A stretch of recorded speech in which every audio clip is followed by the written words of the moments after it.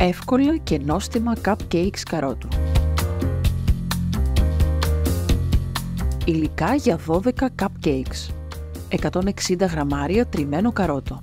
160 γραμμάρια αλεύρι για όλες τις χρήσεις. 100 γραμμάρια ζάχαρη λευκή. 100 γραμμάρια ζάχαρη καστανή. 180 ml ηλιέλαιο. 2 αυγά.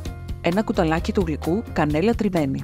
Μισό κουταλάκι του γλυκού τριμμένο ginger. 1 τρίτο από το κουταλάκι του γλυκού τριμμένο μοσχοκάριδο. Μισό κουταλάκι του γλυκού baking powder. 1 κουταλάκι του γλυκού υγρή βανίλια ή ένα φακελάκι άρωμα βανίλιας. 1 κοφτό κουταλάκι του γλυκού σόδα μαγειρική. Σε ένα μπολ βάζουμε όλα τα στερεά υλικά. Το αλεύρι, τη σόδα, τα μπαχαρικά,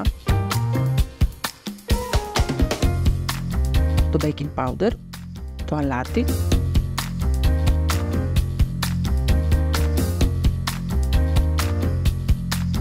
τη ζάχαρη και ανακατεύουμε καλά. Τα αφήνουμε στην άκρη. Σε άλλο μπολ αναμειγνύουμε το ηλιέλαιο με τη βανίλια. Αν θέλετε να βλέπετε περισσότερες συνταγές, κάντε εγγραφή στο κανάλι του Φοντουρισμού. Γράψτε μας στα σχόλια τις εντυπώσεις ή τις συμβουλές σας. Χτυπάμε τα αυγά και τα ρίχνουμε στο ηλιέλαιο. Ανακατεύουμε καλά. Προσθέτουμε και τα τριμμένα καρότα. Ανακατεύουμε πολύ καλά. Προσθέτουμε το μείγμα του ηλιελαίου με τα καρότα στο μείγμα με τα στερεά και ανακατεύουμε πολύ καλά με σπάτουλα. Αν το μείγμα βγει λίγο πιο σφιχτό από ό,τι θέλουμε, μπορούμε να προσθέσουμε λίγο γάλα. Ανακατεύουμε καλά.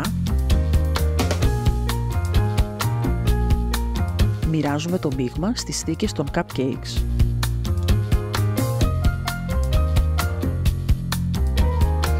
Ψήνουμε σε προθερμασμένο φούρνο στους 170 βαθμούς για 18 με 20 λεπτά.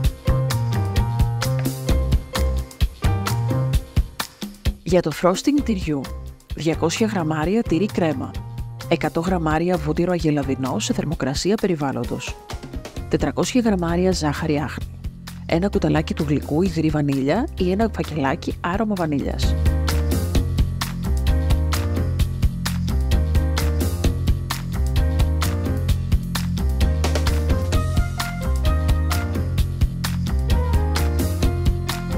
Μια τσιπιά αλάτι. Χτυπάμε στο μίξερ όλα τα υλικά καλά για να ομογενοποιηθούν. Αν θέλουμε, αρωματίζουμε επιπλέον με λίγο ξύσμα λεμονιού. Γαρνίρουμε τα cupcakes με το frosting.